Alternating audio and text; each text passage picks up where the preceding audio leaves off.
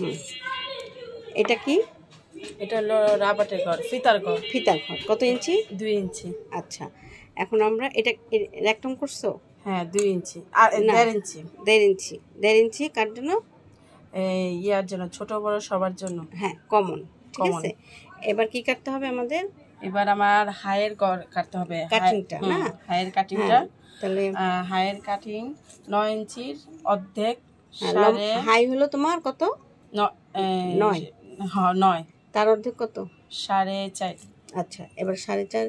তাহলে কোথায় মাপছো? মাপো। হুম, এই যে 4.5। হুম, হ্যাঁ, ঠিক আছে। স্কেল দিয়ে মাপ দেবো। হ্যাঁ, মাপো। আচ্ছা, আমাদের আজকে কি হচ্ছে? এটা হচ্ছে জাহাঙ্গীয়া, শিশুদের জাঙ্গিয়া। তাহলে এখন আমরা কাটিংটা কত নিচ্ছি? 1/2 ইঞ্চি, 1/2 ইঞ্চি, 1 ইঞ্চি। ঠিক আছে, এবার কাটো। এটা কাটবো। মাঝখানেরটা। হুম হুম হুম হুম এই যে ম্যাডাম দেখেন, হ্যাঁ, সুন্দর করে ঘুরায় ঘুরায় কাটো। উপরেরটা না নিচেরটা না? এটা আগে কাটবা, পিছন পাট আগে কাটবা, তারপরে এটা আগে কাটবো, তারপর এটা। হ্যাঁ হ্যাঁ।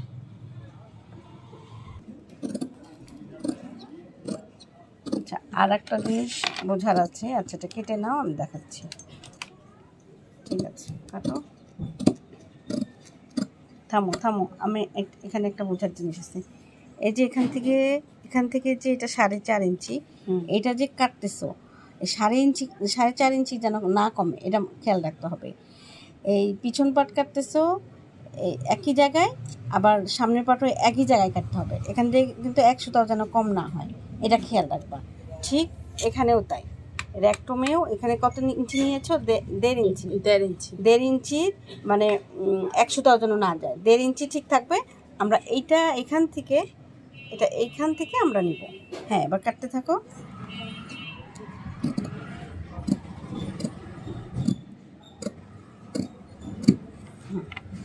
হ্যাঁ, এখন কি করবা? এখন আমার পিছনের পাটটা, হ্যাঁ, সামনের পাটটা শেপ কাটবা। হ্যাঁ, সামনের পাট, হ্যাঁ, পিছনের পাট বের করে ফেলো। হ্যাঁ, ঠিক আছে। এবার সামনের পাটের শেপ কাটতে হলে আমাদের কি কি খেয়াল রাখতে হবে বলো? এখানে কি খেয়াল রাখতে হবে? এখানে কত ইঞ্চি আছে? রেক্টমে কত ইঞ্চি আছে? 1.5 ইঞ্চি। 1.5 ইঞ্চি যাতে 1 সুতাও যেন না কমে। আর এখানে 4.5 ইঞ্চি আছে, এটাও যেন না কমে।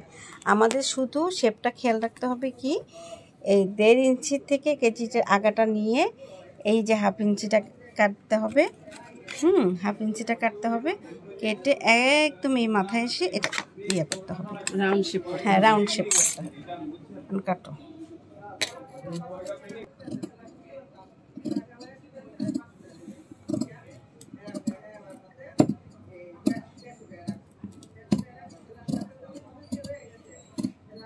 বাস, হ্যাঁ, একটু আগায় যাও। হ্যাঁ, ঠিক আছে। তাহলে আমাদের মোটামুটি একটা জাঙ্গিয়ার কাট হয়ে গেল। এখন একটার উপর একটা রাখো। দেখো এবার বুঝতে পেরেছো কাটার সিস্টেমটা? এটা কি হলো আমাদের? এটা হলো সামনের পাট, আর এটা হলো পিছন পাট। হ্যাঁ, এখন তুমি যদি চাইলে এই জায়গাটায় বাচ্চাদের পাইপিং দিতে পারো, কুচি দিতে পারো, হ্যাঁ, লেস লাগাইতে পারো। আর এটা হলো ফিতাঘর বা রাবার লাগাইতে পারো। এখন তো রাবারই চলে, ফিতা চলে না। ঠিক আছে, তাহলে তুমি এখন কি করবা? প্রথমে হলো ফিতাঘরটা সেলাই করবা। ঠিক আছে, ফিতাঘরের কোনা মারাটা যেহেতু তোমার হলো ফিতা চলে না, তারপরেও ফিতাঘর বানানোটা তো শিখতে হবে। তুমি তো আজকে শিখতে আসছো, ফিতাঘর কিভাবে তৈরি করতে হয় সেটাও তো শিখতে হবে, তাই না? দুইটাই শিখতে হবে। রাবার দেওয়াটাও কিভাবে শিখতে হয় সেটাও শিখতে হবে, এবং ফিতাঘর কিভাবে তৈরি করতে হয় সেটা শিখতে হবে। তাহলে সুই সুতা নাও, নিয়ে তারপর সেলাই করো।